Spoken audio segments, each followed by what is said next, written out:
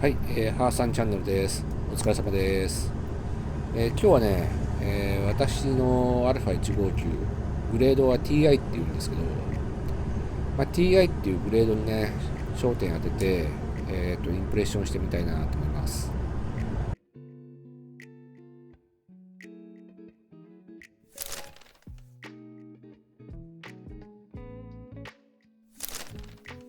最高出力がね、185馬力で、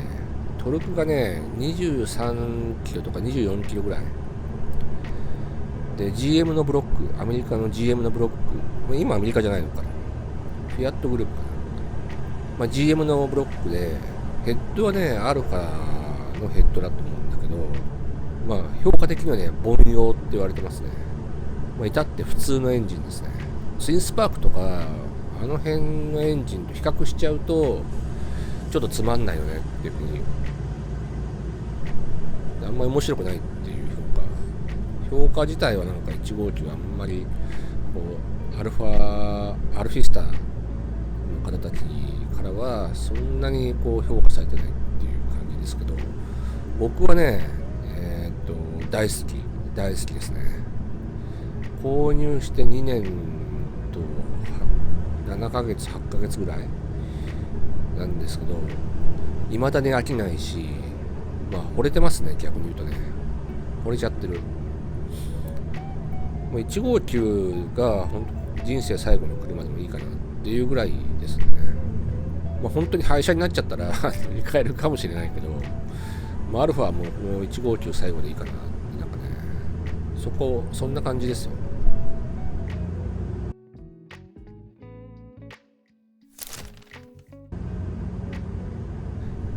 運転席に滑り込むとね、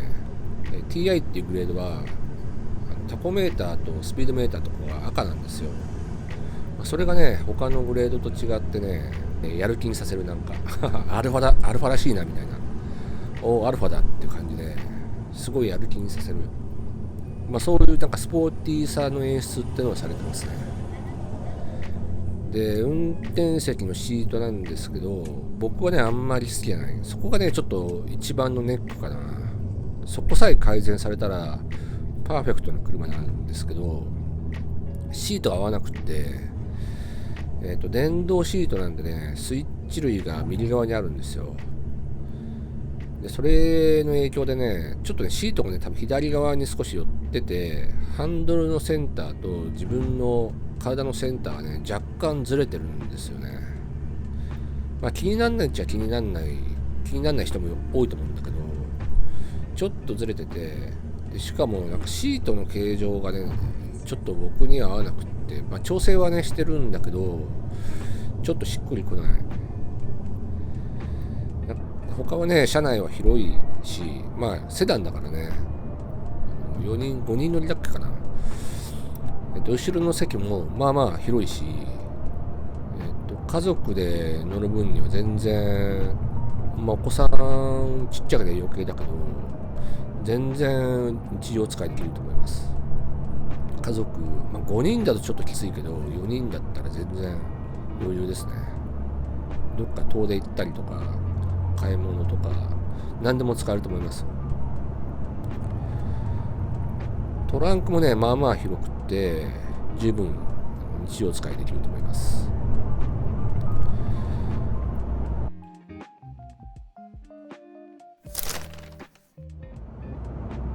でハンドリングなんですけど、ハンドリングはねクイックですね。で重い。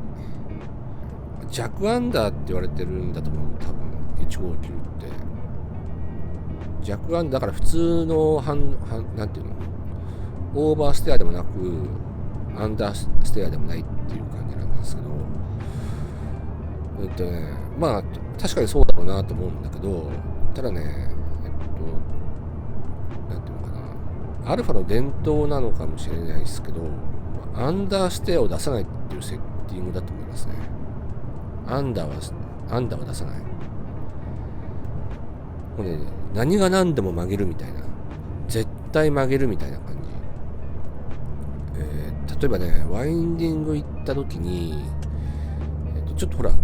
オーバースピードでコーナー、ブラインドコーナー突っ込んじゃったりするじゃないですか。やべえと思ってハンドル切るとね、もうその通りに曲がってる。もう絶対曲げるみたいな、ね、意志を感じますね。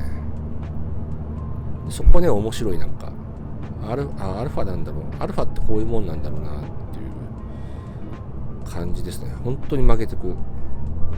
147もそうだもんね。アルファの伝統なのかもしれない。で、まだ街乗りはね、普通に使えると思う。ただね、TI はね、19インチ、40の19インチなんですよ。で、車高も少し他のグレードよりも低いんだよね。1センチ、2センチぐらいかな。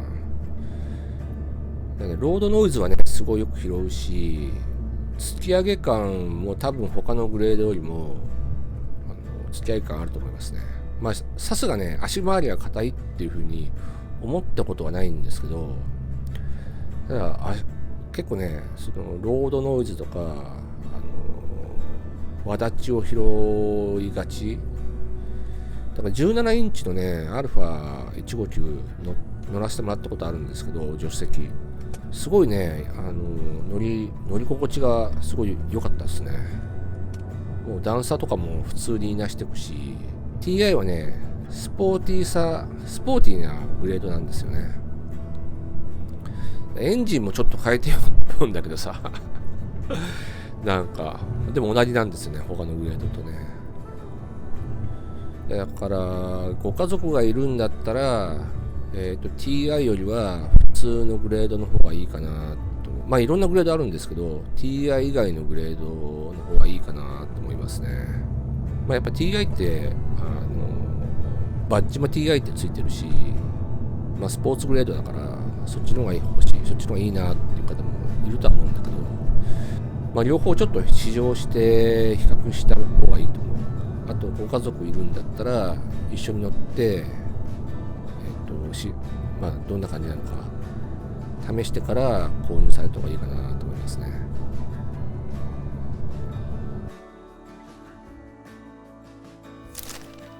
で燃費なんですけどね、燃費はねあんまり良くない。リッターねいい時でも 8.4 とかね、悪い時は7.6倍、多分 7.2 とか叩き出したかな確かリッター。まあ、ちょっとやっぱりね、高回転型っていうかね、セレスピードなんですけど、セレスピードのねセッティングってなんかね、こう上まで回すんですよね。上まで回したがって、で2速なんかでどこまで回ってっちゃうのみたいな、そんな時もあるから、まあそういう時はね、パドルシフト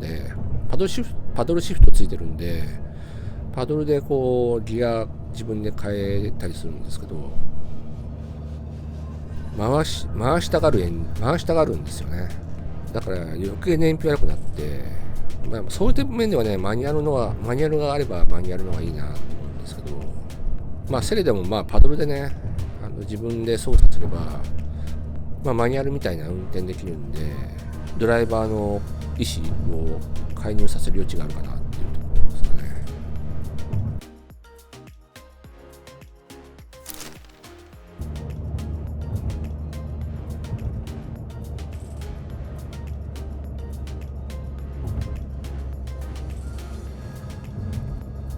昔ね147のセレに乗ってて、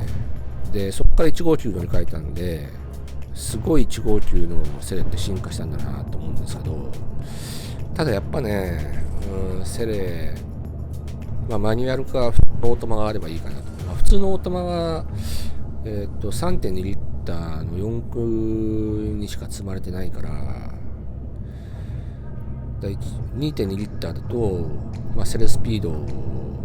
か、あと昔発売してた左ハンドルのマニュアル、右ハンドルのマニュアルもあったのかな。まあ、発売当初2005年か2006年に発売されたと思うんですけど、出た当初はマニュアルシフトあったんで、まあ、それを選ぶしかないっていうところですね。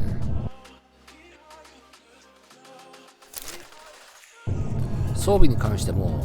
確か TI と他のグレードってそんなに変わんないと思うんですよね。トランクオープナーがなんかついてるかついてないかとかそんな感じだったのかな。まああんまりね変わらないですよ。だからまあその辺はそんなに気にしなくてもいいかなとは思いますね。あんまり違いがないんで、まあ試乗したりとかした時にお店の人にこういうのついてますよついてませんよとかってなんかいろいろ違いを聞いて選ばれたらいいんじゃないかなと思いますね。僕はね全然なんか気にならない。他のグレードの車見せてもらった時とかも特になんかこれがついてるあれがついてないとかっていうのは気になったことがないですね。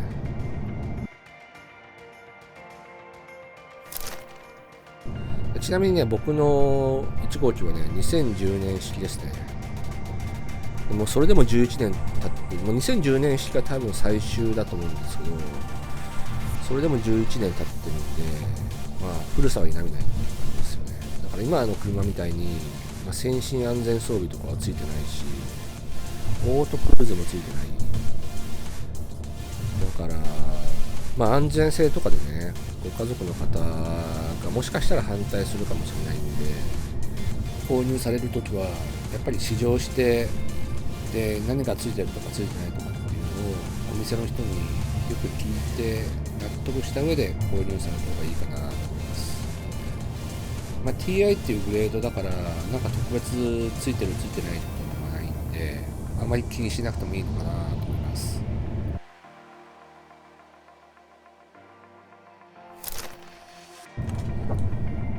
故障とかについても、まあ、TI だから特別に来れるところがあるっていうわけじゃなくて、まあ、α159 他のグレードと同様に、まあ、ウィークポイントとか、まあ、経年劣化とかそういう故障とかあとメンテナンスは必要かなと思いますね。まあ、α159 でいうと燃料ポンプとか、まあ、割れるっていう持病があるんで、まあ、そういうところで故障したりとかセレスピードなんかも、やっぱり寿命があるんで、まあ、突然壊れたりとかそういうこともあるので、まあ購入時にお店の人もよく説明してくれるとは思うんですけど、まあ、納得した上でお買い上げになった方がいいかなと思いますね。 TI だから特別なんか壊れやすいところがあるとか普通に159を買うような感じで、メンテナンス維持管理していけばいいかなと思います。というわけで、今回は TI っていうグレードに関してちょっと話をさせてもらいました。 TI がいいよっていう方はね運命の1台を探してもらって、ぜひご購入していただければ楽しいアルファライフ送れるかなと思います。今日の動画はここまでです。ご視聴ありがとうございました。よろしければチャンネル登録といいねボタン YouTuber みたいな言い方でこっぱずかしいんですけど、よろしくお願いいたします。